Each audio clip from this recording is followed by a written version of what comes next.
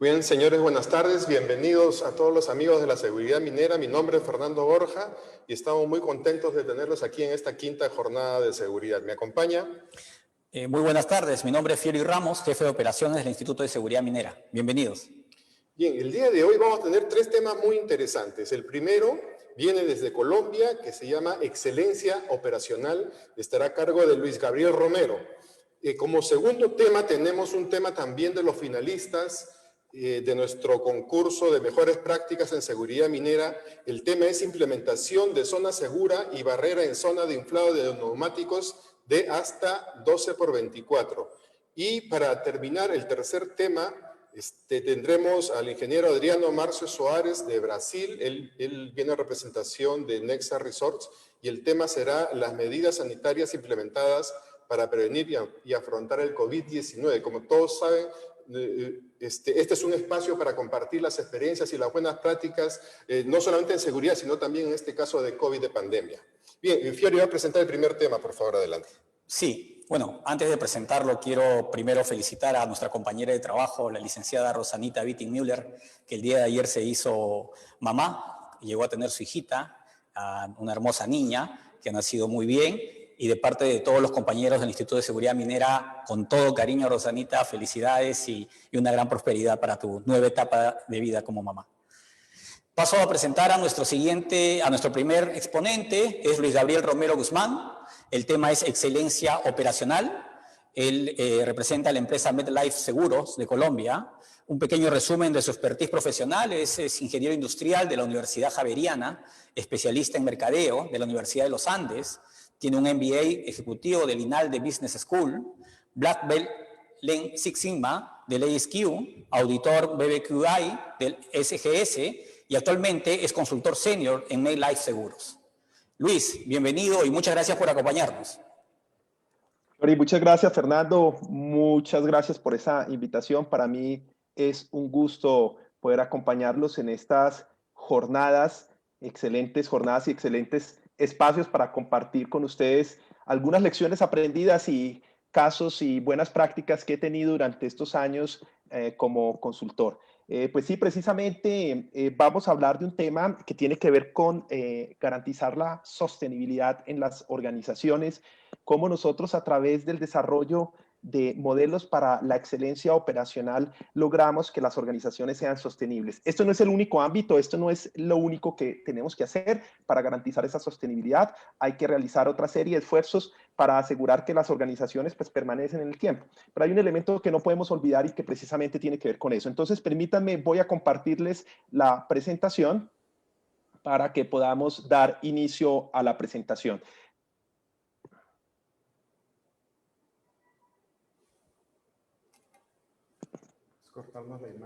Creo que ahí la estamos en este momento ya viendo.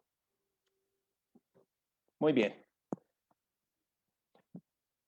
Bueno, vamos a hablar, como les comentaba, de un elemento que es fundamental para asegurar la sostenibilidad en las organizaciones y que es la excelencia operacional. Pero antes de eso, yo quisiera volver a lo básico y a que entendamos que ustedes, como miembros de una organización o como líderes de algún emprendimiento, al final todas esas acciones que nosotros desarrollamos en nuestras organizaciones tienen un propósito. Y el propósito fundamentalmente tiene que ver con garantizar la sostenibilidad de ese proyecto, de esa iniciativa, de esa organización. Nos reunimos como parte integral de esta organización, porque al final, como ustedes lo ven acá en la presentación, las organizaciones son eso, son un conjunto de personas, de procesos, de recursos que se unen con un fin, y es que es producir y entregar un valor a sus clientes, entregar un valor a sus accionistas, entregar un valor a sus trabajadores, a sus proveedores, a sus clientes, a la comunidad y a la sociedad. Al final ese es el propósito de cualquier organización, y en la medida en que nosotros cumplamos con ese propósito como organización, pues vamos a ser sostenibles. Si en algún momento dejamos de producir y entregar valor a alguno de estos grupos de interés, dejaremos de ser sostenibles. Si en algún momento nosotros dejamos de cumplirle la promesa de valor a nuestros clientes y no honramos esa promesa, por la cual pues, nuestro cliente ha accedido a comprar unos productos o unos servicios, pues dejaremos de serlo, dejaremos de ser sostenibles. Si no le producimos valor a nuestros accionistas vía una valorización de su inversión, vía un retorno a través de unas utilidades, pues lo vamos a dejar también de ser, vamos a dejar de ser sostenibles. Al igual que a los trabajadores. Nosotros como trabajadores, como empleados, como empresarios, pues también esperamos que nuestras organizaciones nos entreguen algún valor. Ahora, y cuando tratamos de entender y cómo las organizaciones nos producen a nosotros un valor como trabajadores, pues allí caben muchos de los elementos que son el propósito incluso de este tipo de espacios de comunicación. Y es, nosotros esperamos que las organizaciones nos provean ambientes seguros para el trabajo. Nosotros esperamos que si llegamos bajo ciertas condiciones a trabajar en determinadas organizaciones, pues que salgamos con iguales condiciones de salud y de bienestar. Nosotros esperamos una remuneración, nosotros esperamos un crecimiento profesional, un crecimiento personal, un desarrollo económico.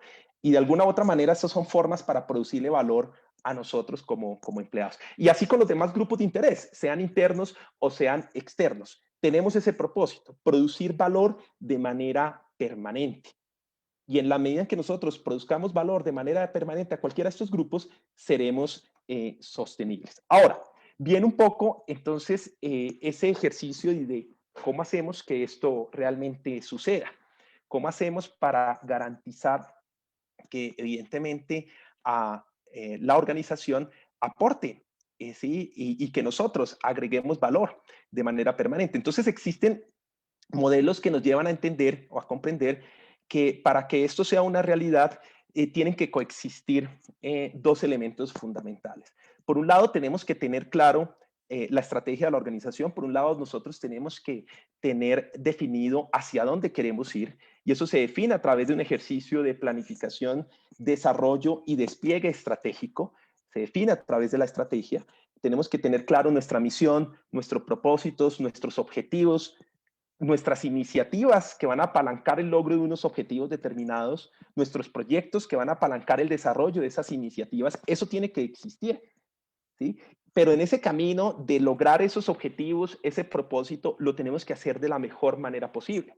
Lo tenemos que hacer con excelencia operacional, porque de nada sirve tener la mejor estrategia si no somos eficientes, si no lo hacemos con productividad, si no lo hacemos con calidad, si no lo hacemos con excelencia operacional. Y ese concepto de excelencia operacional abarca varios elementos que ahora les voy a contar, ¿no? Entonces, sin procesos excelentes de dirección ejecutiva y sin procesos excelentes de operaciones, es imposible implementar dicha estrategia, no importa lo visionaria que sea dicha estrategia.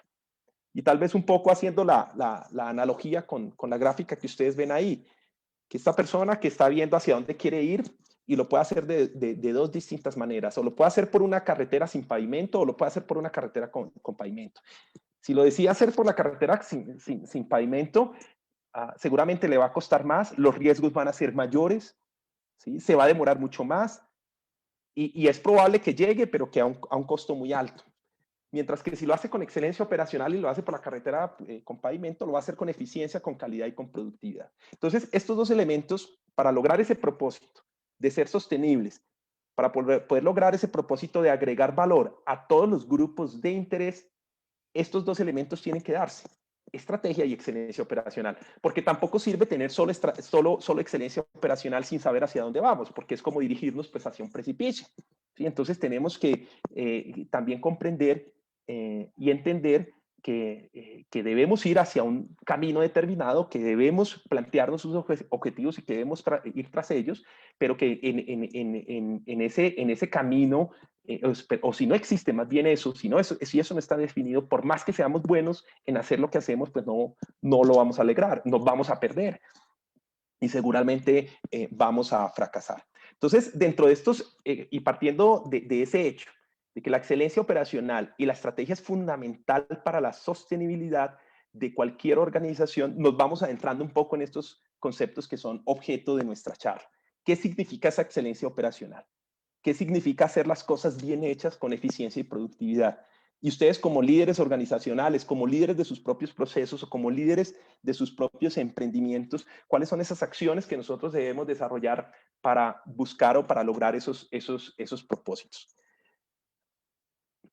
Entonces, de alguna u otra manera es pues, hacer que las cosas sucedan, ¿no? Es definir nuestra estrategia, pero hacer que las cosas sucedan.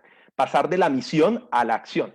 Y en este tema de pasar de la misión a la acción, yo soy un convencido que en ese camino un 20% lo vamos a lograr por inspiración, pero un 80% lo vamos a lograr con transpiración.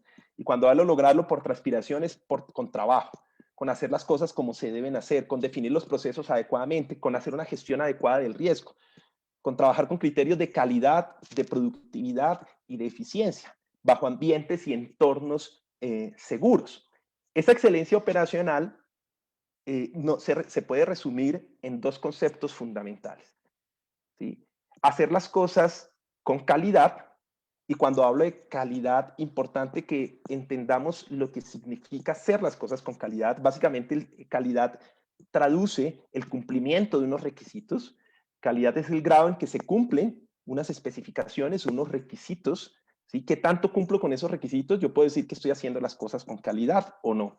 Pero no solamente hacerlo con calidad, sino hacerlo también con eficiencia y productividad. La productividad es un indicador de eficiencia que me mide básicamente la relación que existe entre un output que se genera a partir de un sistema productivo y un input, que son los recursos que se requieren para poder generar ese output en dicho sistema productivo. Si yo en mis operaciones permanentemente estoy pensando en cómo hacer las cosas bien, pero a su vez cómo hacerlas con criterios de eficiencia, estoy actuando bajo los elementos o bajo el concepto de excelencia operacional. Calidad, grado en el que un conjunto de características inherentes cumple con unos requisitos. No nos olvidemos de que esos requisitos son definidos por la misma organización. Esos requisitos pueden ser definidos por un marco legal o regulatorio, o pueden ser requisitos de mercado, o muchas veces requisitos del cliente. Entonces nosotros podemos decir que tenemos calidad en la medida en que cumplamos con esos requisitos. Por eso hablamos de los CTQs o de los Critical to Quality. Por eso hablamos que cuando un proceso no cumple con unas especificaciones, cuando un proceso no cumple con unos CTQs, o cuando un producto no cumple con unos CTQs, con unos Critical to Quality, podemos decir que estamos generando un producto o un servicio que es no conforme. ¿No conforme qué? No conforme con unos requisitos. Y la calidad no sucede por accidente. La calidad debe ser la razón de ser de las organizaciones. No sucede por accidente, no sucede porque no estemos preparados. Esos requisitos se definen. ¿Dónde se definen esos requisitos? En los procesos, en los protocolos, en la forma como ustedes trabajan, cuando definen unos indicadores, cuando definen unos controles, cuando definen unas etapas, cuando definen unos recursos para operar un proceso. En la medida en que yo cumpla con esos requisitos, puedo decir que estoy haciendo las cosas con calidad. Y en la medida en que el producto o servicio, ¿sí? En la medida en que el producto o servicio que se genera a partir de ese proceso cumple con esos requisitos o con esos critical to quality para garantizar que es un producto o un servicio conforme, pues puedo decir que estoy haciendo las cosas con calidad. Pero no necesariamente hacer las cosas con calidad lleva a que sea eficiente en lo que estoy haciendo. Aquí ustedes están viendo algunos ejemplos de algunas organizaciones de primer nivel de lo que significa hacer las cosas conforme los requisitos que las organizaciones mismas han definido. En UPS, por ejemplo, se definen hasta más de 300 métodos precisos de cómo entregar correctamente un paquete. Y uno puede pensar, ¿es muy estricto? Claro que es estricto, pero es que es la forma para que ellos acrediten su uniformidad y eficiencia como base fundamental para asegurar la prestación de un servicio de alta calidad. Por eso todos estos modelos de gestión, de calidad, de seguridad y salud en el trabajo, que están fundamentados en las normas, en normas como la norma ISO 9001, de gestión de calidad, como la norma ISO 14001 de gestión ambiental, como la nueva 45000, antes la OSAS, son modelos de aseguramiento de la gestión, porque lo que hacen es plantear una serie de requisitos que la organización debe garantizar su implementación. Ahora, que lo está haciendo eficiente o ineficientemente, pareciera que no fuera mucho problema desde esa perspectiva. Claro que es problema si lo hablamos desde una perspectiva de la excelencia operacional, porque de nada sirve hacer las cosas bien y con altísima calidad y estar perdiendo dinero. Porque de alguna manera, pues entonces nuestros emprendimientos o nuestras organizaciones van a dejar de ser sostenibles. Entonces, pues hay que hacerlo bien, pero haciéndolo con productividad y con eficiencia. Pero todos estos modelos de gestión orientados a la calidad, orientados al aseguramiento y a la prestación, digamos, o al cumplimiento más bien de unos requisitos, las normas ISO 27000 de seguridad, por ejemplo, de la información. Todas estas normas o modelos de gestión, por eso inicialmente se conocían como modelos de aseguramiento. Aseguramiento en principio de calidad, de gestión ambiental, de seguridad y salud en el trabajo. La nueva ISO 45000. Cumpla requisitos. Usted verá cómo los cumple. Si usted en ese proceso del cómo los cumple es ineficiente, ese es su problema que tiene que solucionarlo también. Pero por un lado, asegúrese del cumplimiento de estos requisitos. Asegúrese que está haciendo las cosas con calidad. Y aquí tal vez un par de mensajes antes de pasar al tema de eficiencia y de productividad, para que no nos olvidemos que esa calidad se mide, ¿no? Esa calidad se mide en la medida en que nosotros cumplamos precisamente con dichos requisitos. Y una medida fundamental, hay un indicador fundamental, por ejemplo, para medir la calidad de un proceso o de un producto, o de un proceso para generar un producto o entregar un servicio, es un indicador conocido como el indicador de rendimiento de los procesos, el yield o el indicador de rendimiento, en donde básicamente lo que nos dice es esa relación que existe entre la cantidad de productos conformes que se generan en un proceso versus el total de la producción. Y surge aquí una pregunta, ¿no? Y bueno, ¿y tener un indicador de calidad en un proceso al 99% es bueno o es malo? Ese 99% antes de responder si es bueno o es malo, pues tenemos que hacernos otras preguntas. Si realmente esto es un indicador, es simplemente un dato. ¿Qué es lo que nosotros estamos midiendo? Porque muchos de ustedes y los interesados de pronto en esta charla saben que tener un indicador al 99% no en todos los casos es bueno. Porque tener un indicador al 99% de cada 100 eventos o factores, cuando se materializa algún riesgo, entonces tenga un evento fatal. Entonces, uno de cada 100, pues creo que no sería tan bueno. Entonces, cuando uno mide la calidad, también tiene que ser muy consciente y tiene que estar muy consciente de lo que significa ese 99%, que pareciera que fuera muy bueno, y de lo que significa ese 1% en términos de impacto, en términos de cantidad de eventos que se pueden presentar, en términos de volumen, de lo que significa ese 1%. Este 1% puede significar mucho y su impacto puede ser enorme. Entonces, eso es un indicador que es fundamental para evaluar la calidad. Y cuando uno evalúa también la calidad, quisiera dejarles como mensaje una muy buena práctica, una muy buena herramienta si ustedes están en estos propósitos de asegurar la calidad de sus procesos y de sus operaciones. Hay herramientas de gestión, buenas prácticas que hoy en día se están utilizando para estos propósitos, que se empiezan con todos estos temas que tal vez para muchos de ustedes no es ajeno, que son las normas de gestión de la calidad, pero hoy en día ya hay muchas más herramientas que nos ayudan en ese propósito. Hay una herramienta muy utilizada que se conoce con el nombre de Six Sigma. Es un método de gestión que lleva a que los productos tengan niveles de calidad superiores, tan superiores que tan solo se presenten 3.4 defectos por cada millón de oportunidades. ¿Sí? 3.4 defectos por cada millón de oportunidades que tengo yo de equivocarme. ¿Cuál es ese nivel sigma y esa capacidad que yo quiero en mis procesos? Entonces, hay metodologías y herramientas de gestión que nos ayudan en ese propósito y que controlan y que nos ayudan, perdón, a entender la probabilidad que tiene un producto para generar productos o servicios conformes. Six Sigma es un método estructurado de 5 etapas, ¿sí?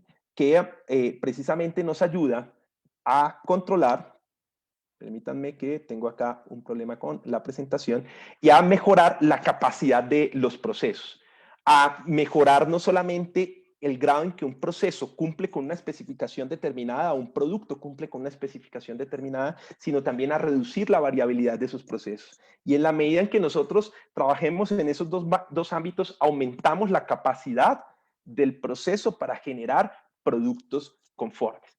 Es este método estructurado de 5 etapas en donde partimos de definir el proyecto, de definir el problema que nosotros queremos atender, de medir y sacar y recolectar los datos necesarios para poder entender, desdoblar el problema, entender las posibles causas a partir de un ejercicio de análisis de esas causas, posteriormente pasar a implementar una solución entendiendo y calculando y entendiendo el impacto de esa solución para después controlar y mantener los resultados en el tiempo. Es un método de gestión y de optimización muy utilizado en las organizaciones que sirve para abordar distintos problemas desde distintas dimensiones organizacionales y que nos ayuda en ese propósito de lograr esa excelencia operacional un elemento que es calidad, el otro elemento que es eficiencia. Six Sigma, herramienta fundamentalmente orientada a eso. Y problemas de distintos ámbitos. He tenido la oportunidad en estos últimos años de desarrollar y asesorar varias compañías en Colombia y en la región, en Latinoamérica, implementando y haciendo el despliegue de esta clase de metodologías que es muy complementario con todos esos modelos de gestión y de aseguramiento que puedan existir hoy en día en las organizaciones. Ahora, por otro lado, no nos olvidemos de la productividad, ¿no? La productividad entendida como esa relación que existe entre la cantidad de recursos o la cantidad más bien de productos que se obtiene de un sistema productivo versus los recursos utilizados para obtener dicha producción. Un indicador de productividad es medir, por ejemplo, la cantidad de productos que se pueden generar por hora hombre, la cantidad de productos que se pueden generar por hora máquina, la cantidad de productos o servicios que se pueden entregar teniendo otros factores como productivos, como puede ser la energía, teniendo otros factores como productivos, como pueden ser otros recursos, digamos, de capital. Entonces, básicamente es una relación que existe, como les decía, entre un output y un input. ¿Cómo mejorar esa productividad, esa eficiencia? Pues modificando este numerador o este denominador, de tal manera que esa relación pues, mejore, ¿no? O aumento el output de un proceso manteniendo constante el input, o mantengo constante el output y disminuyo el input, o cambio los dos, el numerador y el denominador en una proporción distinta. Ahora, cuando hablamos de productividad, pues hay organizaciones también que llevan años implementando dentro de sus modelos de excelencia operacional distintas clases de metodologías que nos ayudan en ese propósito. Y una de las metodologías hoy en día más utilizadas y con mayor, digamos, despliegue, tal vez algunos de ustedes también han escuchado la metodología Lean, ¿no? La metodología Lean que nos ayuda a entender, comprender cuáles son esos desperdicios en los procesos, en la gestión de las organizaciones que llevan a que estos indicadores de productividad no sean unos indicadores óptimos y que llevan a que precisamente se generen un montón de costos innecesarios que afectan esa eficiencia organizacional. Entonces hay organizaciones que han impactado positivamente la experiencia del cliente a través de la mejora de la productividad, impactando y modificando sus procesos, modificando e impactando, rediseñando sus áreas de trabajo, sus herramientas, impactando la forma como la gente trabaja, porque aquí también hay un elemento fundamental que tiene que ver con la forma como la gente trabaja en su día a día, impactando esos comportamientos, esos sistemas de creencias que tenemos en las personas que nos llevan a trabajar, a trabajar de manera ineficiente o de manera eficiente. Entonces, se impactan de distintos ámbitos. Y Lean es una filosofía, ¿no? Es una filosofía y es una cultura de trabajo que ayuda en dichos propósitos. Entonces, distintas organizaciones de clase mundial, como les decía, llevan muchos años implementando esta clase de herramientas y son herramientas de verdad muy poderosas para buscar esos propósitos, porque más allá de ser un conjunto de herramientas específicas para diagnosticar un proceso o una operación en particular, son herramientas que ayudan en esos procesos de transformación organizacional que movilizando las personas, movilizando los procesos y movilizando, pues digamos, la forma como trabajamos. Lean traduce fundamentalmente esbelto y como les decía, es un modelo que busca maximizar el valor. Hay una serie de principios fundamentales en esta filosofía Lean que parten de comprender y entender lo que nuestro cliente nos pide y lo que para el cliente significa agregación de valor. Parte de entender cómo nosotros producimos ese valor para el cliente, cómo entregamos nosotros dicho valor. Entonces, entendiendo los procesos no desde una perspectiva de cómo se ejecuta el proceso, sino entendiendo el proceso desde una perspectiva de flujo de valor.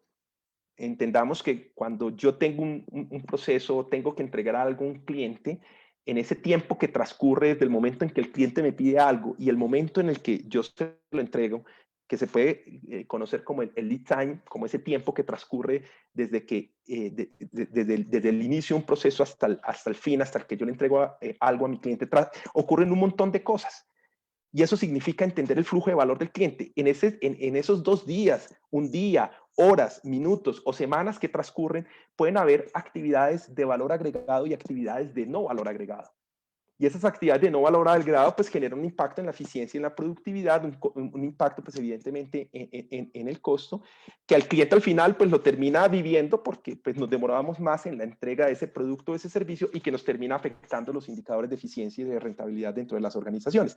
Entonces parte de la filosofía Lean implica entender cómo se produce ese valor al cliente, cómo se crea ese flujo, ¿sí? Ese flujo ininterrumpido, cómo trabajamos con un sistema One Piece Flow, una pieza a la vez, cómo pasamos de un sistema push de movernos a la velocidad que nosotros queremos o creemos que deberíamos movernos a movernos a la velocidad del cliente y cómo buscamos permanentemente la perfección, ¿no? En Lean se habla pues como evidentemente como les decía de actividades de valor y actividades de no valor y se gestionan fundamentalmente los desperdicios, ¿no? En los equipos y en los procesos.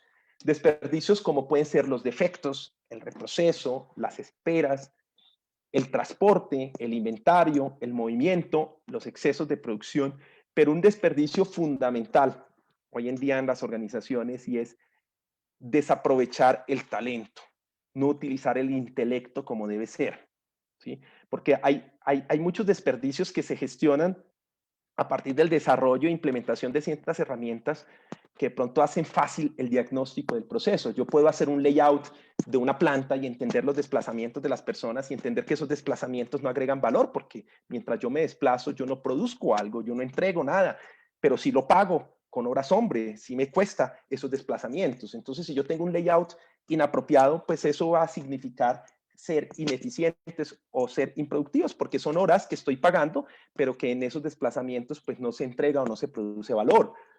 Eso se puede gestionar y se diagnostica y se hace un rediseño seguramente de los flujos y del layout.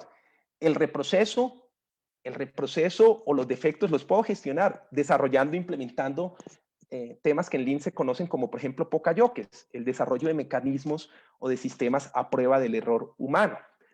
Porque yo soy consciente que el error que se origina en algunas ocasiones por las personas, no es porque sea malintencionada la persona y porque la persona quiera cometer un error, sino porque la persona trabaja muchas veces bajo entornos o ambientes complejos, porque la persona se cansa, porque la persona se distrae o porque la persona desconoce el proceso. Entonces yo sí estoy convencido que en la mayoría de los casos el error que se genera a partir de las personas no es por mala intención, sino seguramente es porque no diseño procesos a prueba del error humano y no diseño esos mecanismos. Entonces eso lo puedo gestionar con pokayokes para disminuir el reproceso, para disminuir el defecto. Los inventarios, pues claro que los puedo gestionar y disminuyo también un desperdicio. Los inventarios cuestan un montón tenerlos porque es un capital de trabajo que está ahí, que hay que cuidarlo, es un capital que está quieto, pues, y que no, que pierde todos los días valor. Entonces, pues sí, yo puedo pasar de sistemas push a sistemas pull y puedo gestionar adecuadamente los inventarios. Puedo gestionar otro tipo de, digamos, de desperdicios bajo esta filosofía Lean a través de diagnósticos y herramientas. Pero a veces lo más difícil de gestionar y realmente lo que más desafíos nos presenta es la gestión del talento. ¿Cómo hacemos para aprovechar de la mejor manera posible el talento, ese recurso por excelencia que tenemos? ¿Cómo hacemos para aprovecharlo de esa mejor manera? Para no crear barreras con las personas y que se vuelvan como parte activa de estos procesos pues, de mejora y de excelencia en las operaciones. ¿Sí? ¿Cómo no creamos esas barreras y que muchas veces son barreras invisibles? Porque con la misma forma como nosotros en ocasiones gestionamos los equipos de trabajo, empezamos a crear barreras invisibles y matamos estos procesos de co-creación, estos procesos de innovación empresarial y esos procesos que nos llevan a que estemos permanentemente actuando sobre dichos problemas. Y barreras como a veces ocurren en las organizaciones, que se generan cuando les decimos a las personas, ¿sabes qué? No me traigas problemas, tráeme soluciones. Por ejemplo, es una barrera invisible que se crea. Porque parte de la responsabilidad que tenemos todos como líderes en las organizaciones es ayudar a solucionar problemas. y que las personas se sientan en ambientes seguros para manifestar los problemas, pero que también cuando se manifiesta ese problema se puedan discutir sobre las soluciones. Y evidentemente, pues no solamente llevar el problema, pero también llevar o hacer parte de esa solución. ¿Cómo hacemos para aprovechar al máximo ese intelecto dentro de los equipos de trabajo, ¿no? Para que no se nos generen desperdicios adicionales.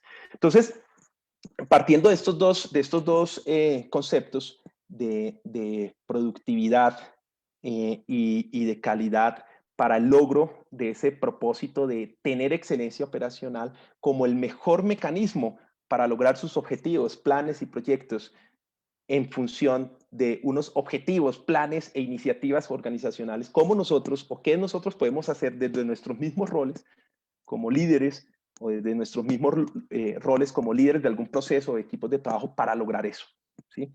Ese es el mensaje pues, que les quería transmitir y les quiero transmitir una reflexión final porque ya se me está agotando el tiempo para que entendamos un poco la importancia de hacer que esto suceda y que suceda rápido, de que no perdamos tiempo y que no nos demoremos en desarrollar esta clase de iniciativas para el logro de esa excelencia operacional, porque este recurso valiosísimo, que es el recurso del tiempo, es el único recurso que tal vez va a ser difícil de recuperar.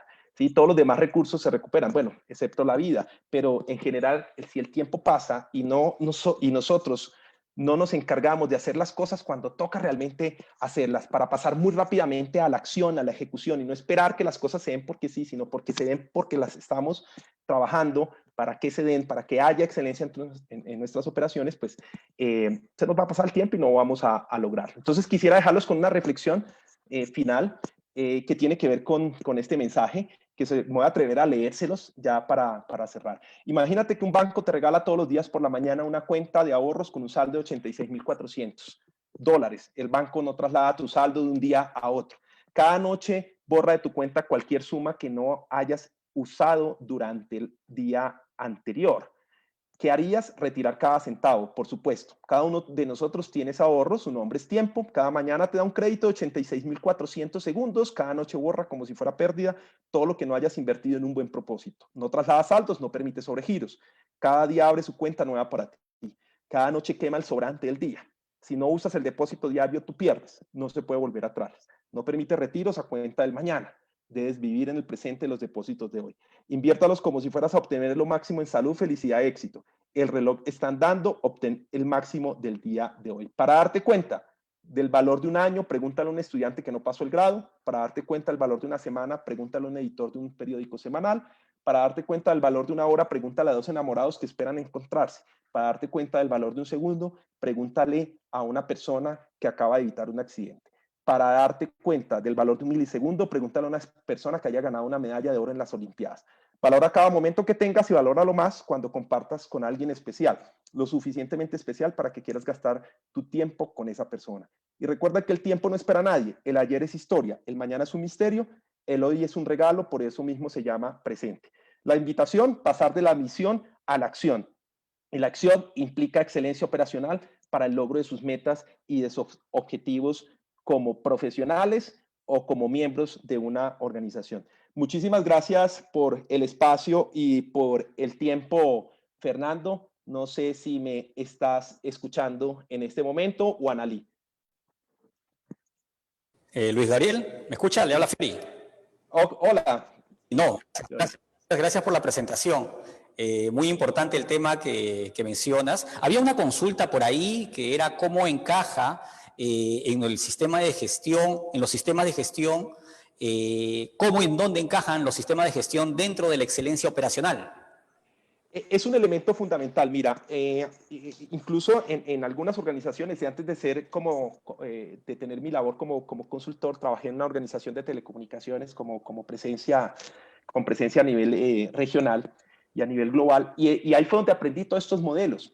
Y es que un tema es los modelos que ustedes tienen de gestión en sus organizaciones, como pueden ser todas las normas, que para mí son modelos de aseguramiento y que toca tenerlos, son fundamentales es fundamental tener procesos definidos, es fundamental mantener ese conocimiento y escribirlo en unos documentos, en unos papeles. Hay que tener procesos, hay que tener protocolos, porque ese conocimiento no se puede perder, y es la única manera después para verificar que nosotros estamos haciendo las cosas conforme las hemos planificado. O sea, esos modelos de aseguramiento, creo en los modelos, creo en los procesos de certificación, creo en los procesos de auditoría para distintos ámbitos. Ámbito de calidad, de seguridad y salud en el trabajo, ámbito ambiental. Eso hay que tenerlo porque caramba, si nosotros no planificamos nuestras operaciones, después cómo vamos a ejecutar lo que pensamos que deberíamos hacer, y después cómo verificamos, ¿no? El famoso ciclo PHBA.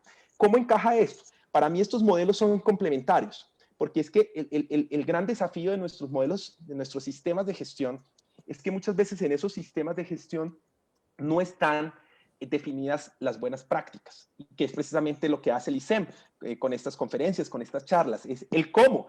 Pues sí, yo lo tengo ahí definido, pero dime cómo lo hago. Entonces, las normas me dicen mejore e identifique la causa raíz de sus problemas, pero ¿qué herramienta utilizo para eso? Eso no es tan sencillo. Y bueno, ¿y cómo lo debo hacer? Y entonces ahí vienen las buenas prácticas y vienen otras herramientas y modelos de gestión que hacen ese match. Entonces, ese match es, por un lado, modelos de gestión y aseguramiento, pero por otro lado, modelos para la gestión de la optimización, de la eficiencia, de la productividad. Y ahí es donde se encaja los temas de calidad con los temas de Lean Six Sigma, por ejemplo, ¿sí? Porque eso sí te aporta a ti buenas herramientas. Eso te aporta a ti herramientas adicionales y complementarias, herramientas que te ayudan a diagnosticar adecuadamente un problema, a entender las causas raíces, a implementar buenas prácticas, junto pues con las buenas prácticas que tengan que ver con el sector, ¿sí? Como por ejemplo, pues en estas charlas que hacemos con el ISEM, ¿no? Estas excelentes prácticas que les van a compartir algunos de los invitados y de los compañeros conferencistas, ¿no? Muy bien, muchas gracias Luis Gabriel por acompañarnos y por responder esta pregunta también. Ahora Fiori va a presentar el segundo tema. Muchas gracias. Muchísimas gracias, Fiori y Fernando. Clasificatorias para el Mundial a Colombia. Vamos con toda, vamos con toda. Qué bueno, qué bueno. Les recordamos a las personas que están participando en esta transmisión de que pueden hacer sus preguntas vía el chat del Facebook Live. Nosotros estamos recogiendo las mismas y se las vamos a transmitir a los ponentes conforme van terminando la exposición, su participación, de esta manera que ustedes puedan tener contacto directo con ellos respecto a sus consultas, ¿sí? Nuestro siguiente ponente es un gran amigo nuestro, es Giancarlo Yecle Villanueva. El tema que va a presentar Giancarlo es implementación de zona segura y barrera en la zona de inflado de neumáticos hasta 12x24, hasta neumáticos de por 12x24. Este es un trabajo que fue presentado en el concurso de buenas prácticas del Instituto de Seguridad Minera en la última edición, quedó como finalista, ¿no? Giancarlo es superintendente SOMA de la empresa San Martín, contratistas generales. Un pequeño resumen de todo el expertise de Giancarlo: es ingeniero civil, minero, con una experiencia de 20 años en el rubro minero, laborando en minería a cielo abierto como Yanacocha, Cerro Verde, directamente en la implementación de sistemas de seguridad en operaciones de estas empresas mineras. Actualmente desempeña el cargo de superintendente SOMA de la empresa San Martín, contratistas generales, liderando equipos de SOMA en los proyectos de construcción, minería, tanto en Perú, España y Colombia. Un gusto, Giancarlo, que nos acompañe. Felicitaciones por el trabajo que están haciendo en San Martín, felicitaciones por la gran cantidad de trabajos presentados y cómo es que han logrado dar los grandes pasos en tu empresa. Muchas gracias por acompañarnos. Hola, hola, ¿cómo están? Un gusto y un placer, Fernando, Fiori, de saludarlos desde esta nueva normalidad que para todos es un adaptarse, realmente es un día a día, pero bueno, con el gusto y el placer de compartir con ustedes pues esta experiencia de esta buena práctica que hemos ejecutado y aún es perfectible como todo control, con la idea pues de que realmente el principal activo de toda empresa que es su trabajador pues esté protegido, ¿no? Entonces, si me permiten, voy a compartir la pantalla, por favor, un momento.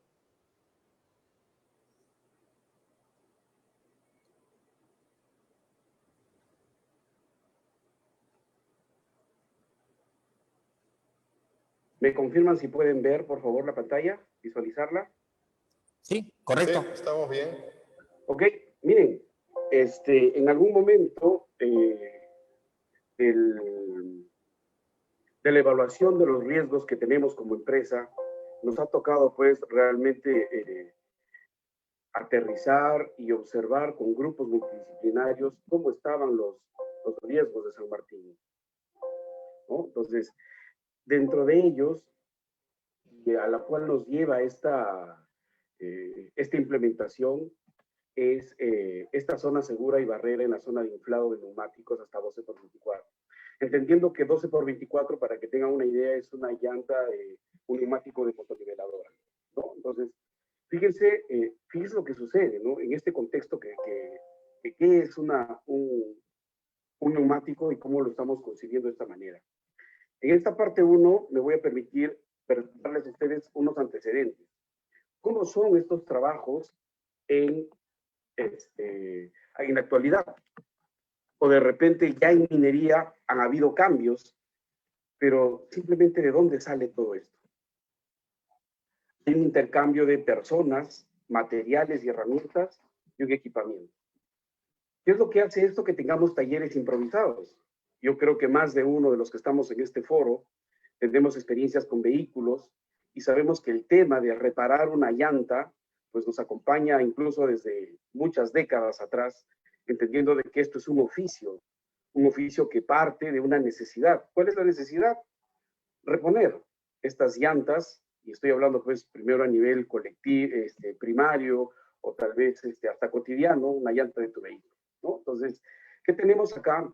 Es que este interactuar de personas, materiales y equipamiento hace que en la actualidad, saliendo de un tema minero, haya una interacción entre materiales y herramientas y equipamiento que no existe porque son talleres improvisados. Al igual que entre personas y equipamiento también, ¿por qué? Porque no existe equipamiento, ¿no? Entonces, simple y llanamente, los talleres improvisados, ¿qué tienen? Personas y algunos materiales. Esos materiales ustedes mismos lo han visto, ¿no? Son palancas, son tubos cortados, metálicos, tal cual, son tacos de madera, con un criterio, o digamos sin ningún criterio, pegamentos, que de repente no sabemos cuál es la conducta de este químico frente al uso desmedido, descontrolado, sin protección, que puedan usar estas personas en los talleres improvisados. Todas estas aristas nos han permitido, y aún en las exigencias de nuestros clientes mineros, hacer de este espacio de llantas un espacio más seguro. Entonces, ¿qué nos hemos puesto a revisar como estos antecedentes, ¿no? Probablemente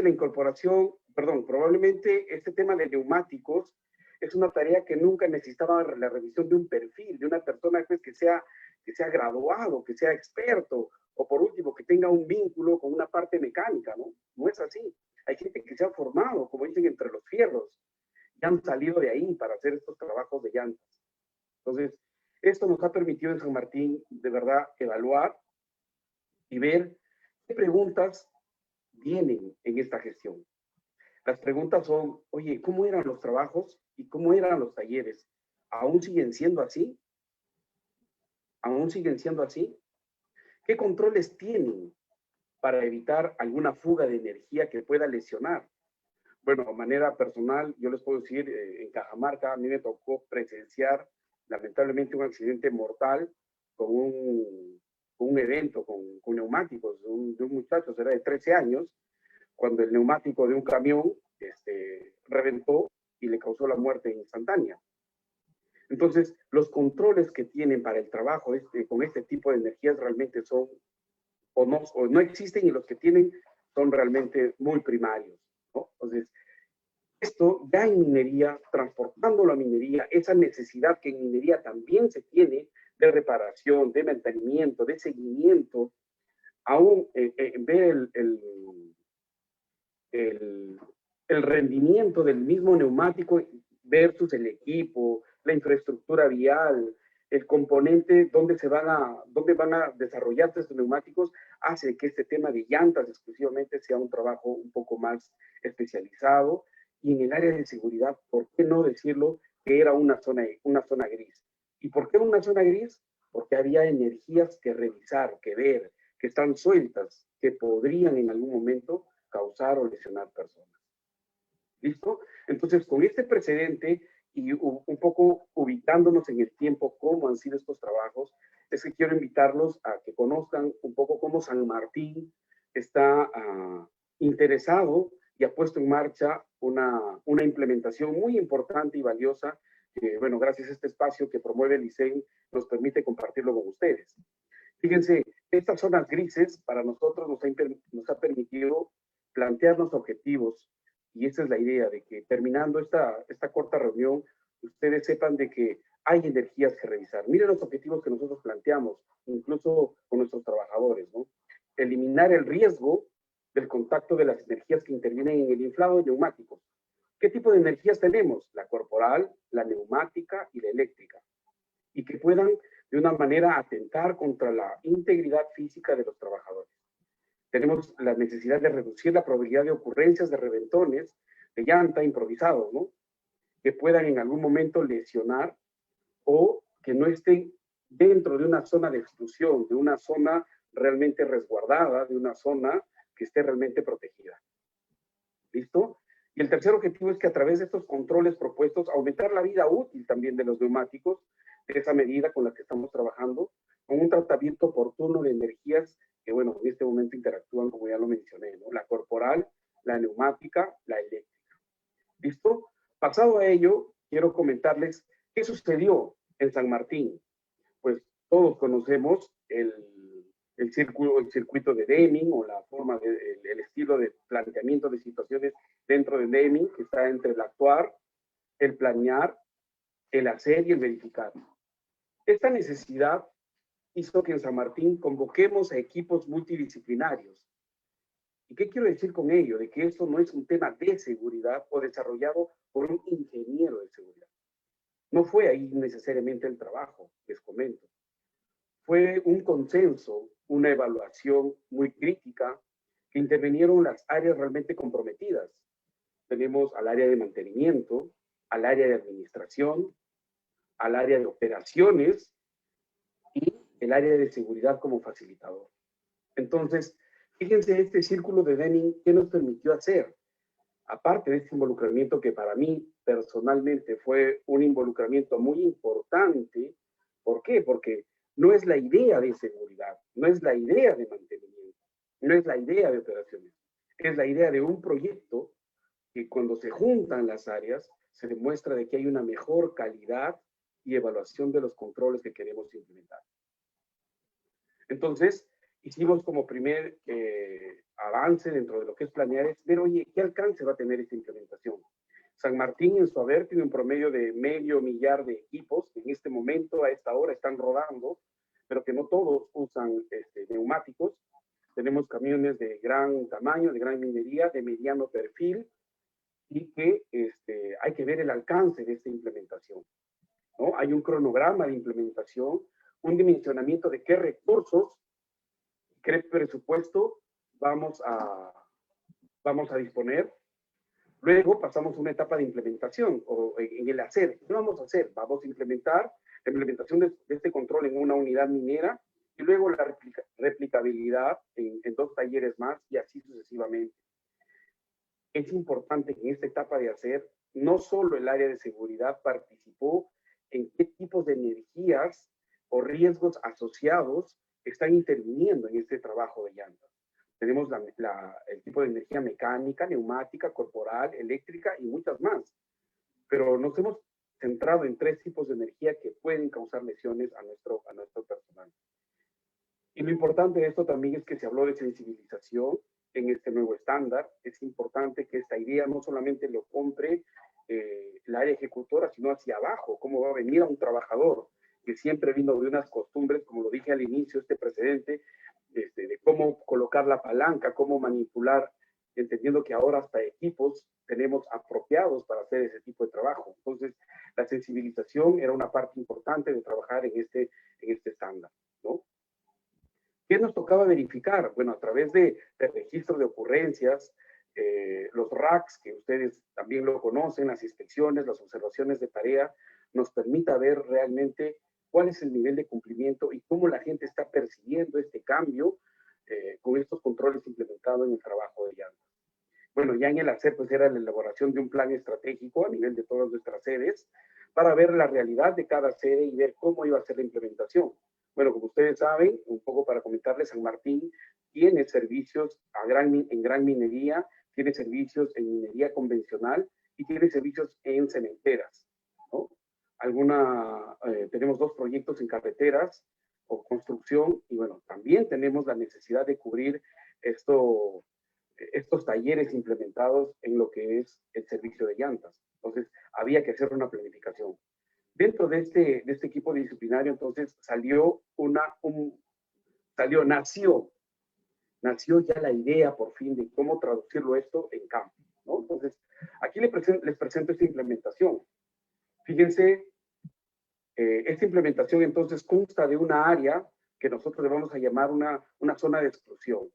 Una zona de exclusión que nos va a permitir ver y ubicar una jaula de inflado, una zona de exclusión que está continua y ubicar la zona de administración o suministro de aire a través de un dispositivo ya electrónico y los famosos whip check, que es el aseguramiento de las mangueras a presión para evitar el efecto látigo. Ahí les comparto cómo fue esta implementación. Es una estructura que tiene una zona de exclusión, un instrumento, un medidor inflador automático, dispositivos antilátigo, las zonas de aislamiento, la jaula de aislamiento, la jaula de inflado, un plano de ubicación y por último, y no menos importante, la señalización informativa obligatoria.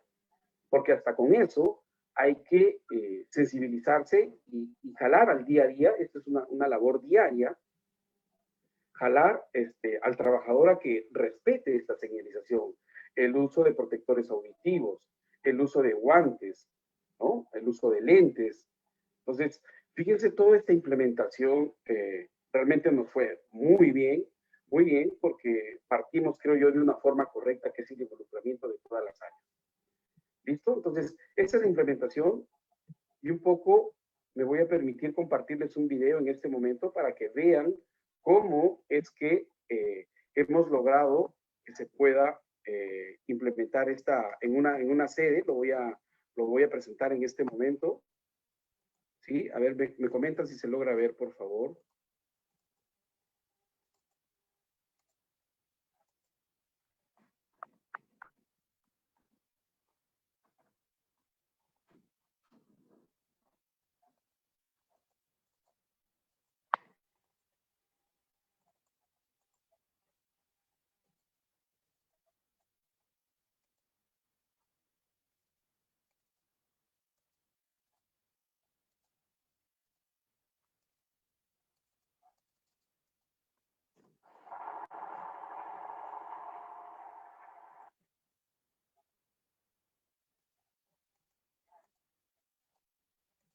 Un momento, por favor.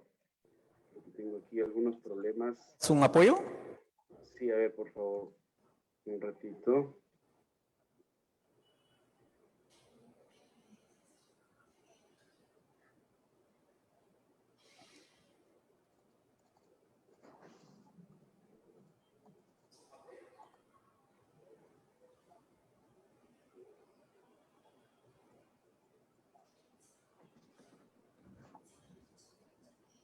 Fiori, ¿me podrías ayudar, por favor, con el video? Si desea, nosotros podemos pasarlo. ¿Deseas Sí, que pase la diapositiva? por favor, Fiori. Sí, correcto. ¿El video? Sí, por favor. Ok, listo. Nosotros lo compartimos. Permítanos Sí. minutos, por favor.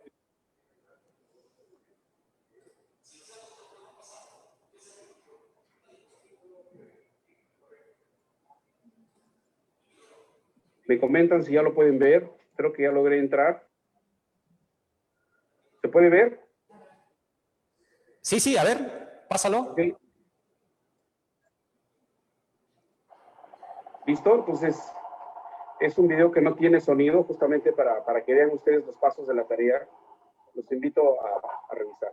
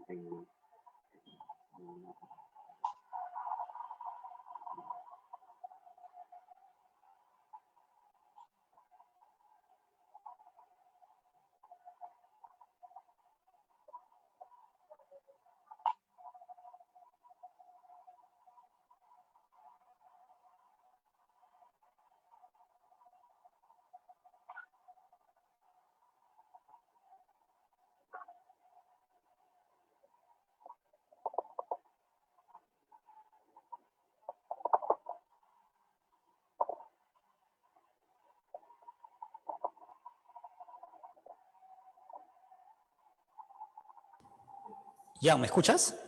¿Sí? Se ve un poco entrecortado el video. Permítenos, por favor, nosotros vamos a transferirlo. De repente por ahí es una cuestión del internet. ¿Sí? ¿Sí? Está bien, Fiori. A pasar el video. Ok. Ok, gracias.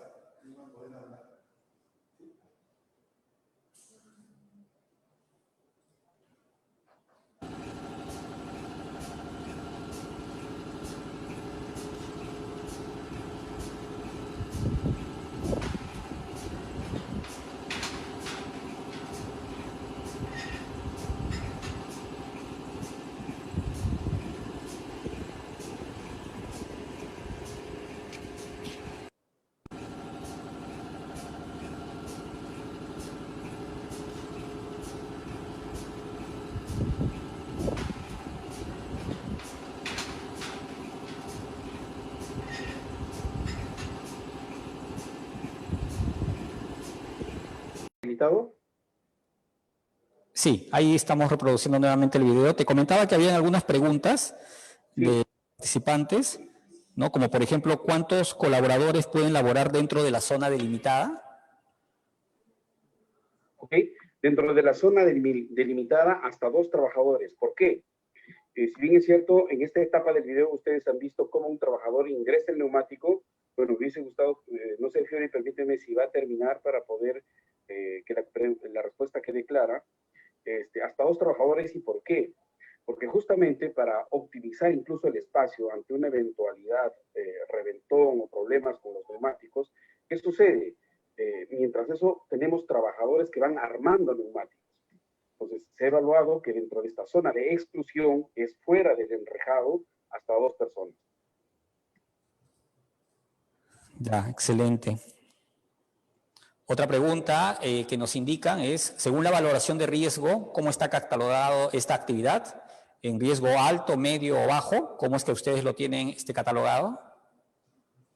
Bueno, dentro de nuestro IPRC, definitivamente esto ha pasado de ser un riesgo alto a un riesgo bajo. Entendiendo que la energía contenida dentro de la zona de inflado ya no hay a dónde ir estamos hablando, bueno, ahí también en el video lo van a poder apreciar. Tenemos 2 momentos de llenado de este neumático. Los neumáticos normalmente, según fabricante, vienen desde 95, 98 hasta 112, 115 PSI. En ese rango, hay un margen de seguridad que nosotros manejamos que es a la mitad.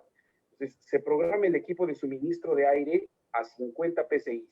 Luego el operario se acerca al equipo, revisa que el neumático no tenga ninguna variación y vuelve a activar para completar los 110 PSI. Ok. Una pregunta más. Parece que el tema del partido nos está complicando el tema del streaming. La gente ya se está asegurando ya y entrando y señal. Una pregunta más es, ¿qué herramienta recomendaría para un correcto ajuste de tuercas de los neumáticos? Definitivamente lo que nosotros usamos son las pistolas neumáticas, ¿no? Las pistolas neumáticas definitivamente ahora ya los camiones necesitan, incluso para cumplir con los certificados de calidad del producto, los dealers te exigen usar los torquímetros. Son herramientas milimétricamente elaboradas para poder calcular cuánto de torque tiene que tener cada perno, cada espárrago, ¿no? Entonces, si bien es cierto, la implementación de estas herramientas adicionales tiene que ver con torquímetros y con una pistola neumática para poder hacer el ajuste respectivo.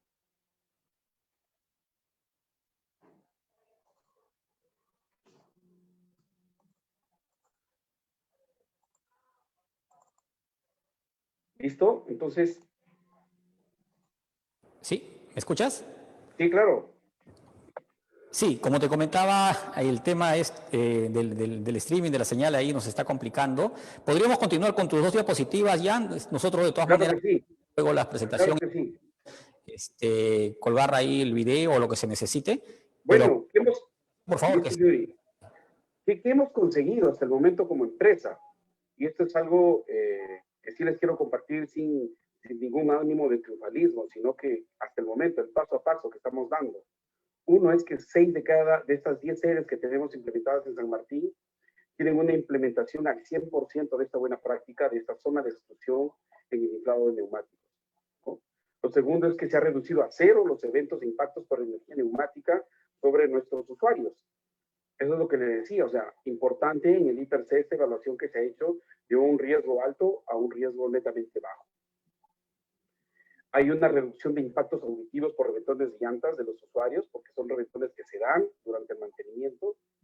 Esta implementación ha generado un ambiente seguro de trabajo para que todas nuestras operaciones pues, puedan trabajar de una manera realmente que tengan ese sentido de protección. Se ha evidenciado un compromiso también de nuestra alta gerencia y dirección, el cual tomó de buena manera esta implementación y nos dio todas las facilidades para poder hacerlo. Lo segundo es que esta implementación, esto es lo que yo recalco en esta sesión y se los recomiendo como un tip, que no es una idea de seguridad. Si bien es cierto, sale de aquí la idea, pero no es seguridad quien ejecuta. He involucrado a todo un equipo multidisciplinario, como lo dije, ¿no?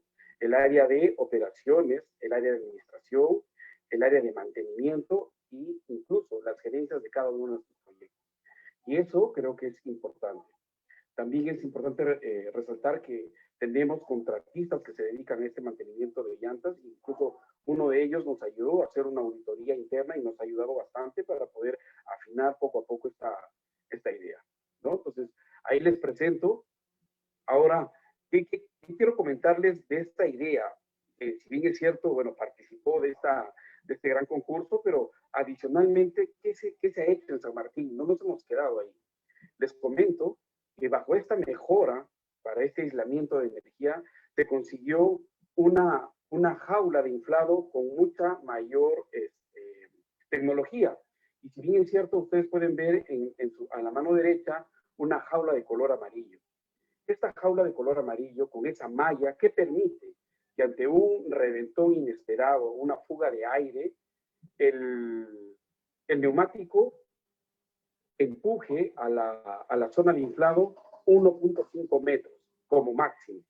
Y eso es un rango de protección bastante importante, porque aparte que nos permite optimizar espacios en las áreas de mantenimiento que desde ya en algunas son reducidas, pues tengamos un mejor ambiente de trabajo, ¿no? Hemos implementado esto, lo tenemos recién en 2 o 3 sedes de San Martín, pero estamos en el proceso de implementación. Son unas jaulas con mayor resistencia y con esta malla, y si ustedes logran ubicarlo, pues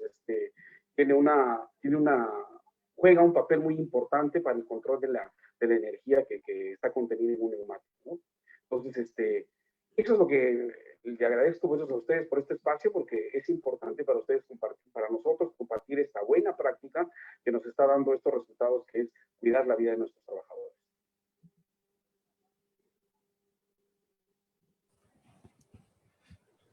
Ok, Giancarlo, muchas gracias por la presentación y muchas gracias por responder las preguntas y por haberte dado este tiempo por estar con nosotros.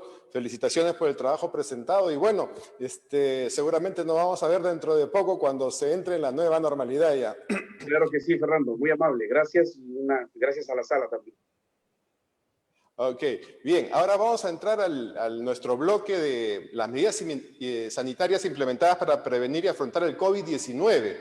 En esta oportunidad vamos a tener a Adriano Marcio Soares, quien es gerente corporativo de seguridad de Nexa Resorts Perú. Vamos a hacer un pequeño extracto de su currículum. Él, bueno, es de nacionalidad brasilera. Hoy día, dentro de unos minutos, vamos a ser rivales y luego, bueno, volveremos a ser amigos como siempre, que gane el mejor. Él es brasileño, nació en Minas Gerais, es padre de Sofía y Samuel. Adeño Suárez es ingeniero de producción, ingeniero civil y posee especialización en ingeniería de seguridad por la Universidad FUMEC. Como parte de su experiencia, tiene cursos de especialización en Missouri University State, Herens Escuela de Posgrado de University of Queensland. Desde hace 20 años trabaja en las áreas de seguridad, salud y medio ambiente, con experiencia en minería, construcción, metalúrgica e industria automotora. En Nexa su experiencia fue en diversas unidades operativas en más de 10 años de actuación. Adriano, bienvenido y adelante, por favor.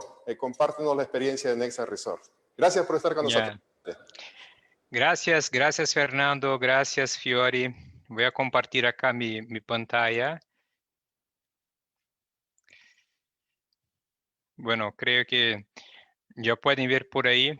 Bueno, un gusto estar acá en esta jornada de seguridad de ICEM. Es una tarde bien rica poder aquí asistir a la ponencia de Luis Gabriel, comentándonos un poco acá sobre calidad y productividad y después también ver la experiencia que nos ha traído Gian.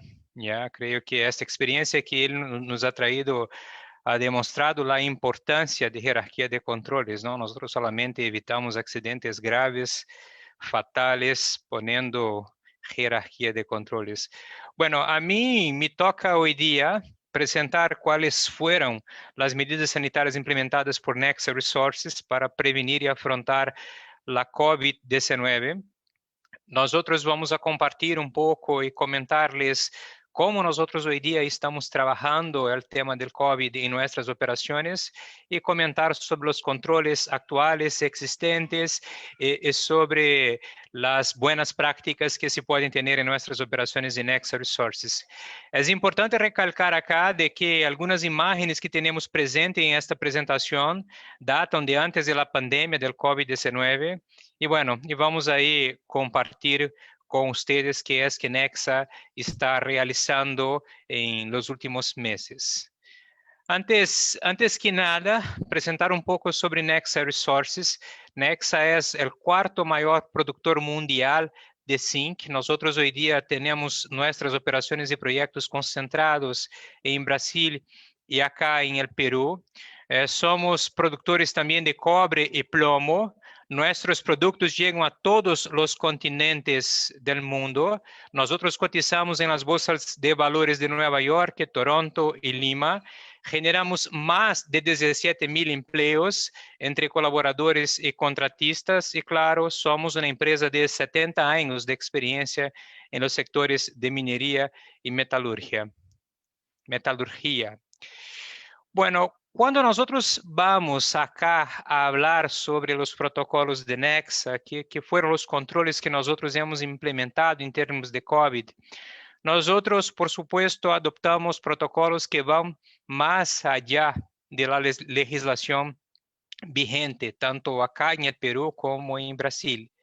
Todo lo que nosotros hemos utilizado en nuestras operaciones tiene referencias internacionales en Ministerio de Minas, en la Organización Mundial de la Salud, en el CDC o en OSHA, igual que también seguimos los protocolos que están establecidos por el Ministerio de Salud y el Ministerio de Minas y Energía acá en el Perú, igual que también seguimos lo que está establecido por el Protocolo Sanitario de la Sociedad Nacional de Minería, Petróleo y Energía. Acá nosotros siempre, como una empresa minera, creo que esta es una característica de las empresas mineras, tenemos que asumir nuestro protagonismo en lo que hacemos y en temas de pandemia no ha sido distinto. Tuvimos que asumir nuestro protocolo y atender nuestro protagonismo y atender mucho más de lo que está establecido en la normativa peruana, siguiendo lo que son las recomendaciones internacionales para el caso. Las bases a esto, las directrices de salud y seguridad de Nexa para COVID-19 están establecidas en 6 pilares de acción. El primero pilar que es gestión, el segundo que es medidas de control, el tercero que es cuidados con la salud, El cuarto, el soporte laboratorial. El quinto, comunicación. Y el sexto, innovación y tecnología en la salud. ¿Por qué nosotros hemos estructurado nuestro plan, nuestras directrices de salud y seguridad para COVID a esta manera? Primero que vamos a comentar un poco sobre estos 6 pilares de acción que tenemos y claro que cada uno cumple con un papel más importante afrontando la enfermedad. Ya cuando hablamos de gestión, hablamos de protocolos, de reglas, de los comités que tenemos. Cuando hablamos de medidas de control, son todas las acciones preventivas que tenemos en nuestras operaciones. Los cuidados con la salud es básicamente el cuidado que nuestro equipo médico tiene que tener conduciendo los temas en nuestras unidades. El soporte laboratorial está todo que nosotros tenemos hoy día en términos, por ejemplo, de pruebas para descarte de COVID.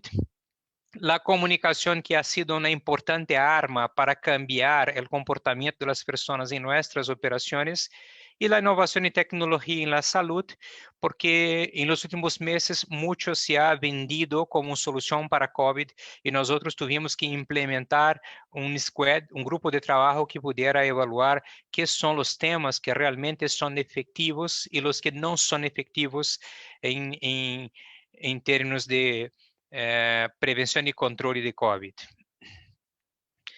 Bueno, cuando nosotros hablamos del primer pilar, que es el pilar de gestión, nosotros tuvimos en un momento jamás vivenciado, claro, por diversas personas, creo que en esta generación es la primera pandemia que nosotros enfrentamos y bueno, tuvimos que optimizar nuestra capacidad de respuesta con equipos mucho más integrados. ¿Y cómo nosotros hemos establecido esta integración? En esta imagen que está ahí, en esta diapositiva. Nosotros hemos establecido un comité corporativo de crisis formado básicamente por nuestros directores y por personas que serían estratégicas para la tomada de decisión en términos de COVID. Este comité corporativo desplegaba las informaciones para los subcomités técnicos, entonces tenemos hoy día un subcomité técnico de salud y seguridad que evalúa todos los temas, que define los protocolos, que retroalimenta el comité central de crisis, que lleva los problemas, los temas que surgen en nuestras operaciones para la toma de decisión. Y este subcomité técnico, claro, alimenta los comités que tenemos en cada una unidad operativa, o sea, tenemos comités de crisis en cada unidad operativa que retroalimenta un subcomité técnico que alimenta un comité central de crisis. Y esta formación con reuniones diarias al inicio de la pandemia nos ayudó un montón a tener velocidad de decisión para la tomada de decisión que necesitaríamos hacer en temas de pandemia. Y ahí hay algunos temas bien interesantes. El primer protocolo de COVID, el primer protocolo que fue establecido por Nexa, fue establecido en el día 13 de marzo de 2020. Nosotros antes del día 13 ya teníamos algunas directrices que fueron establecidas, como por ejemplo la prohibición de viaje, la institución del home office para las operaciones del corporativo, pero el primer protocolo sanitario fue establecido en el día 13 de marzo, 2 días después de que la Organización Mundial de Salud haya establecido la pandemia, ha difundido el caso de la COVID como una pandemia. ¿Ya? Bueno, ahí solo para tener un tema de ese historial, aunque nuestro primer protocolo fue difundido, fue hecho, fue producido en el día 13, el gobierno peruano ha establecido el estado de emergencia en el día 15, ¿ya? Y las acciones pasaron a valer el día 16 de marzo, o sea, antes del gobierno peruano establecer el estado de emergencia, nosotros teníamos el primer protocolo nuestro ya establecido. Y claro que después del primer protocolo siempre estábamos acompañando las actualizaciones de CDC, de OMS, retroalimentando nuestras unidades operativas y tornando cada vez más nuestro protocolo muy bien establecido. Bueno, al fines de abril, cuando el gobierno empieza a trabajar la retomada de la economía peruana con la primera fase de la economía, nosotros nos organizamos y fuimos la primera empresa minera en aprobar el plan de vigilancia, prevención y control del COVID junto al Ministerio de Minas y Energía. Me acuerdo de que la resolución de MINEM, la primera resolución 128, fue publicada en el día 6 de mayo y menos de 24 horas después, en el día 7 de mayo, nosotros ya teníamos nuestro plan de vigilancia, prevención y control protocolado en MINEM. Y es interesante porque lo que yo he visto de varias empresas, no solamente de empresas mineras, pero de otras empresas de otros rubros, es cuestionando qué es lo que estaba establecido primero en la resolución de MINSA, siendo que lo que nosotros estábamos acompañando a nivel mundial, vimos que todo que fue establecido por MINSA en la primera resolución, en la 239, era justo lo que CDC y OMS estaban estableciendo en términos de control y prevención. O sea, nuestros protocolos estaban bastante maduros, bastante robustos para afrontar y para generar nuestro plan de vigilancia y control del COVID. Bueno, entonces, este primer pilar que les comenté es el pilar que trata estrictamente de nuestra gestión de COVID. Además, ¿no?, de los comités, tenemos un montón de directrices, documentos, procedimientos, reglas que fueron establecidas en términos de COVID. El segundo pilar son las medidas de control que nosotros establecimos. Nosotros hemos determinado barreras de control y creo que la imagen que está acá a la derecha habla de 5 barreras de control que hemos establecido para prevenir la propagación del virus, ¿no? Estas barreras son 4 barreras previo al ingreso de la unidad y una barrera que utilizamos al interior de la unidad, cada una cumpliendo con su papel, con su rol.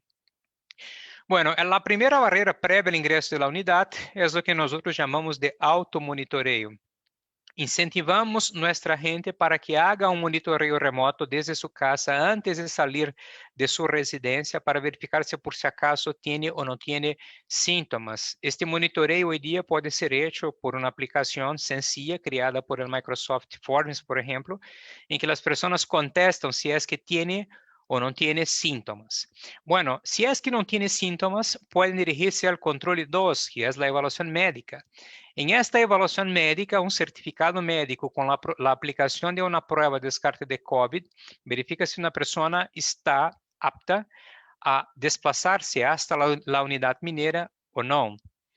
Nuestro tercer control previo al ingreso es el control preembarque. Muchas veces las personas pasan por la evaluación médica o la prueba de descarte un día antes del embarque, ¿no?, por un tema logístico. Y nosotros en el día del embarque necesitamos verificar el formulario de declaración jurada en donde verificamos el certificado médico y la manifestación jurada del trabajador manifestando si es que tiene síntoma o no tiene síntoma. Y si es que no tiene síntoma, sí estaría liberado para viajar en dirección a la unidad. Bueno, llegando a la unidad, nosotros tenemos un triaje más de acceso en donde verificamos la medición de temperatura conforme está esta imagen y verificamos posible síntoma también de COVID que por si acaso puede haber surgido durante la viaje. Bueno, este trabajador ingresado en la unidad empieza un momento bien importante de prevención y control de la enfermedad, que es lo que nosotros llamamos de vigilancia epidemiológica permanente y participativa. Todas las personas que están en nuestra operación son entrenados, son orientados a buscar, ¿ya?, personas con síntomas o que por si acaso han tenido contacto directo con caso confirmado y por si acaso solamente se enteró después que ha llegado en la unidad minera.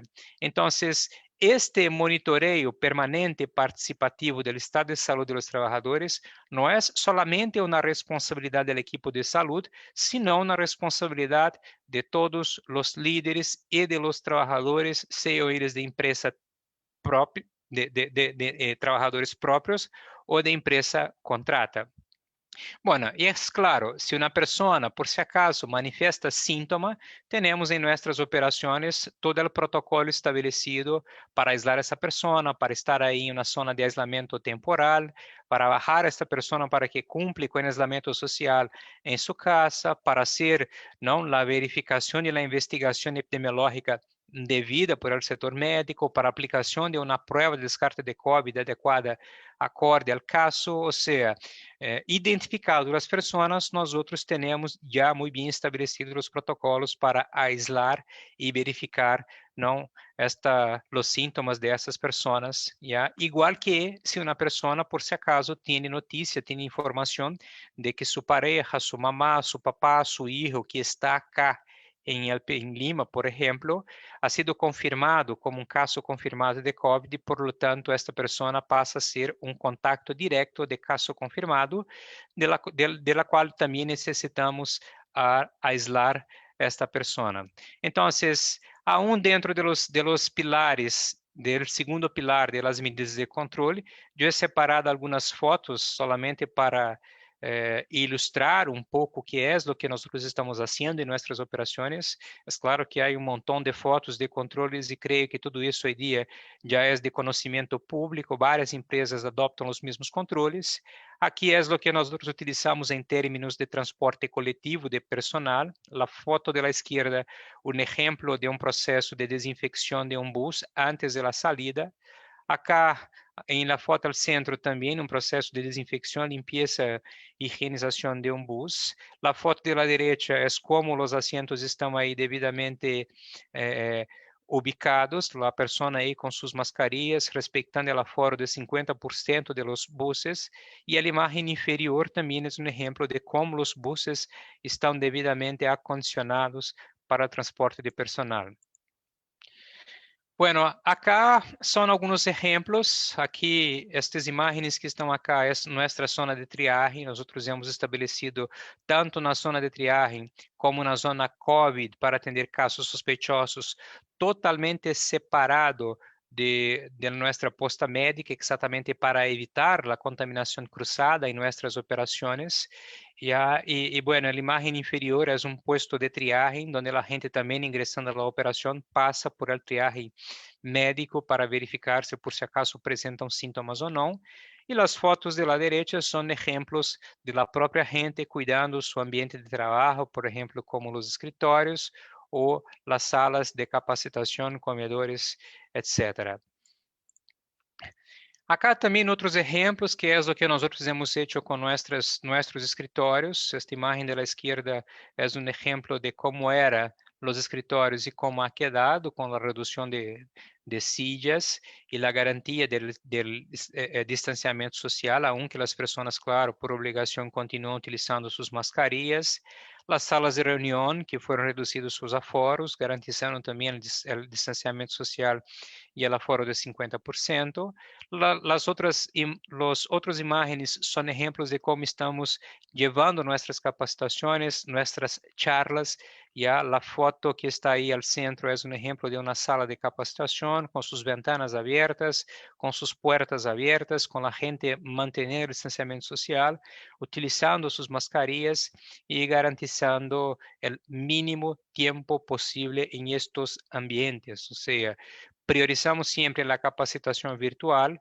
En los momentos de que no sea posible, ya reorganizamos para que sean momentos bien cortos. Acá a la derecha, fotos também de charlas de seguridad sendo realizadas em ambientes abiertos para garantizar la aglomeração de pessoas. Esta é uma foto também bem interessante, é como está adaptado a nossos comedores. Então, aqui se pode ver por la foto interior superior de que garantizamos o distanciamento mínimo de 2 metros, que é o que está estabelecido na normativa peruana, aunque temos 2 metros de distância de cia a cia. Nós outros hemos instalado barreiras acrílicas, né, para evitar justo a propagação do vírus, considerando que em el momento de um almuerzo, de um desayuno, de uma cena, é o momento que os trabalhadores necessitam quitar-se a mascarilla e, por lo tanto, a probabilidade de contágio é maior. E estes exemplos que estão acá são as regras que nós outros hemos criado dentro dos comedores, difundindo, garantizando que são as regras que necessitamos a garantizar mínimo dentro de nossos comedores e nossas operações. Estes são unos de varios ejemplos que tenemos en nuestras operaciones de adecuaciones que fueron hechas siempre garantizando el distanciamiento social, la limpieza, la desinfección, el uso de mascarilla que sea, ¿ya? Y la vigilancia epidemiológica permanente y participativa. Cuando nosotros hablamos del tercero pilar, que son los cuidados con la salud, nosotros ya hemos comentado el primero pilar, que es el pilar de gestión, el segundo pilar, que es el pilar de las medidas de control, y el tercer pilar, que son los cuidados con la salud que tenemos establecidos en nuestras operaciones. Nosotros trabajamos para asegurar las medidas sanitarias necesarias para prevenir contagios en nuestras operaciones, ¿no? Primero que nosotros aceleramos la vacunación contra H1N1 y el monitoreo del trabajador, de cada trabajador. Además de esto, hemos disponibilizado también la vacuna contra neumococo en nuestras operaciones, considerando que los síntomas de H1N1 y de neumonía pueden ser de alguna manera confundidos con los síntomas de COVID. Y por lo tanto, sería importante que la gente esté debidamente inmunizado contra estas enfermedades. Nosotros tuvimos que contratar e entrenar gente para nuestra área de salud. Tuvimos que actualizar los protocolos médicos día a día, acorde a las actualizaciones tanto de CDC como de OMS como de MINSA, y garantizar que estos trabajadores de salud están trabajando según nuestras directrices y nuestras orientaciones. Entonces, esto nos exigió hacer una supervisión del personal médico para reforzar la atención en las operaciones. Y claro, fue un aprendizaje gigantesco desde que hacemos con un caso sospechoso, que hacemos con un caso confirmado que no tiene síntoma, que hacemos con un contacto directo, que hacemos para trasladar a essas pessoas, como actuamos em casos moderados ou graves. Hemos estabelecido flujos, diretrizes, procedimentos para a gestão efetiva de todos estes casos, casos sospechosos, casos confirmados ou contactos diretos de pessoas infectadas e confirmadas, e garantizar que, además de estabelecidos os protocolos e flujos, que estes protocolos fueron de conocimiento del equipo de salud y aplicado en el día a día en la gestión de nuestras operaciones mineras, ¿no? Cuidados y utilización correcta también de EPPs adecuados a cada uno de los trabajadores. O sea, esto todo fue tema que nosotros hemos trabajado y garantizado un despliegue correcto en nuestras operaciones. Además de esto, nuestro equipo de salud también fue capacitado para hacer una vigilancia epidemiológica y seguimiento de los casos internos y casos externos en nuestras operaciones. Es importante recalcar de que al inicio de la pandemia nosotros hemos sido informados de varios trabajadores de salud de que se enfermaron por haber tenido contacto con casos confirmados. Y por lo tanto tuvimos una preocupación gigantesca en garantizar la seguridad de nuestros trabajadores de salud, ¿no? Garantizando la utilización de mandil adecuado, de face shield, ¿no? De Tyvek, de guantes descartables, de mascarillas N95 para los profesionales de salud todo el tiempo. O sea, todos os recursos mínimos necessários para garantizar a segurança de nossos trabalhadores de saúde foram hechos e garantizados para que este equipo pudesse fazer o trabalho que eles fizeram uma chambaça em nossas operações. Em termos de soporte laboratorial, nós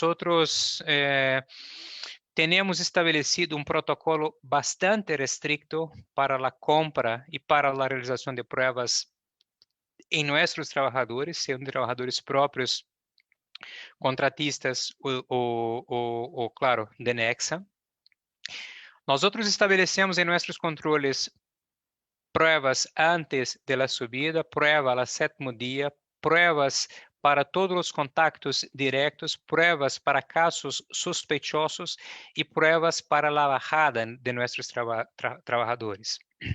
Además de estas pruebas que fueron establecidas, nosotros hemos establecido un concepto bien interesante que es un concepto que llamamos de key person, o sea, personas claves. Todas as pessoas que estão expostas ao contacto com várias pessoas, por exemplo, trabalhador que está em uma garita, por exemplo, trabalhador del comedor que está limpiando a mesa, por exemplo, trabalhador que está limpiando os banhos todos os dias, que está limpiando os campamentos. Essas pessoas são pessoas que nós hemos estabelecido como pessoas key person, já que são pessoas que têm alto potencial de contágio ou são pessoas que podem ter alto potencial de dispersão da enfermidade.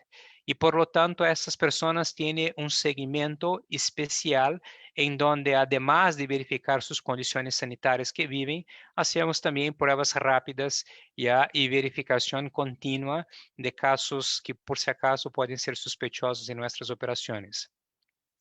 Además de esto, tenemos un criterio bastante crítico para la compra de nuestras pruebas que hemos utilizado. Tenemos, además de pruebas rápidas, la utilización de pruebas moleculares para utilización específica, ya según la evaluación clínica y epidemiológica de los trabajadores, que puede ayudar en una identificación precoce de un caso con aislamiento adecuado de nuestras áreas operativas. El quinto pilar de nuestras directrices del COVID fue lo que nosotros hemos llamado de comunicación. Este pilar de comunicación tenía dos temas bien importantes. Un tema que es la comunicación interna y el otro tema que es la comunicación externa. Primero yo les voy a comentar un poco sobre la comunicación interna. Nosotros utilizamos la comunicación interna como una de las más importantes armas para cambiar el comportamiento de las personas. Creo que quien está ahí hoy día en las operaciones escuchándonos sabe muy bien de que este nuevo comportamiento nuestro de no poder acercar a la gente, de utilizar mascarilla todo el tiempo, de lavarse las manos todo el tiempo, de pasar por los monitoreos, esto en el inicio fue algo bastante complicado en que nosotros tuvimos que aprender con todo esto. Entonces, hemos realizado un montón de materiales para difundir la importancia de la prevención y el cuidado, ¿no? de la enfermedad, tanto en nuestras operaciones como en la casa.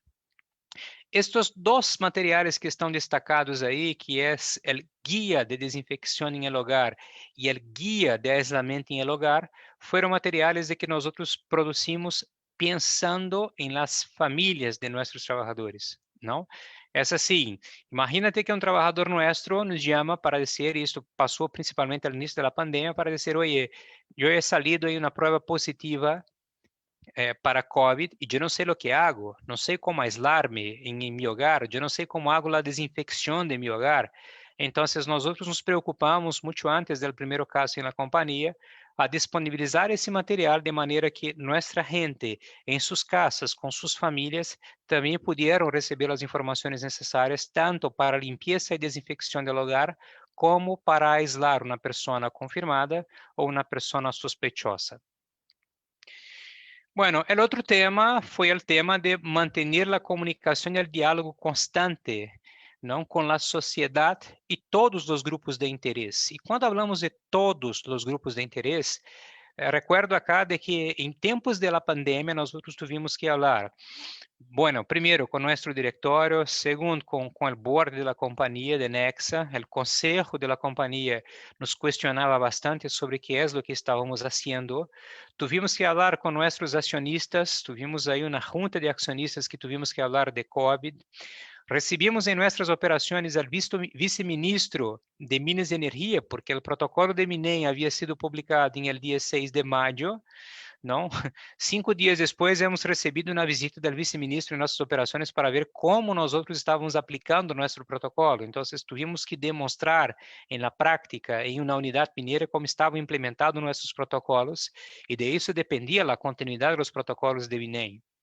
Además de eso, nosotros tuvimos que trabajar en las zonas de influencia, ¿no? Cuando hablamos de una pandemia, el virus está en todo lugar, eso es decir, en las provincias, en, en la capital, en nuestras operaciones, en nuestro hogar. O sea, tuvimos que llegar a las zonas de influencia nuestra y tuvimos más de 1 millón de personas alcanzadas por radio e internet, ¿no? Trabajando temas de prevención y difundiendo nuestros controles, ¿ya? Además de eso, nosotros hicimos una capacitación con algunos líderes comunitarios. Hemos entrenado más de 80 líderes de las comunidades en que operamos para que ellos pudieran tener una comunicación asertiva y empática. Y justo hemos apoyado a algunas comunidades en la implementación del cinturón o del anillo de controle que fueron establecidas en algunas comunidades. Bueno, en términos de comunicación interna, les comenté de que la información técnica, nosotros tuvimos que tornar la comunicación técnica más accesible y lanzar campañas de concientización en todas las operaciones. Y durante todo el tiempo, el relacionamiento con autoridades para el desarrollo conjunto de soluciones fue algo que nosotros hemos privilegiado.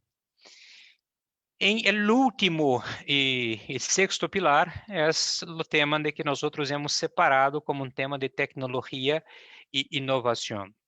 Lo que pasa es que durante el tema de la pandemia, varias soluciones fueron puestas, fueron ofrecidas a la empresa y nosotros tuvimos que establecer un grupo de trabajo para filtrar y verificar qué son las soluciones que realmente nos ayudaría a superar los retos, ¿no? Un ejemplo acá es que al inicio el túnel de desinfección fue vendido como una solución innovadora, que sería la solución para todo, de que poderíamos poner persona para pasar ahí por ese material y recibir una dosis de una sustancia química que la persona estaría libre del COVID.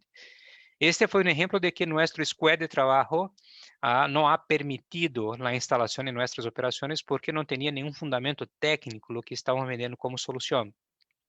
Pero hicimos pruebas pilotos con cámaras termográficas, con cámaras de reconocimiento facial, con sistema de rastreo de los contactos, el famoso tracing, con softwares y soluciones que fueron vendidas ahí como soluciones para screening, ¿ya? O para triaje, así podemos decir.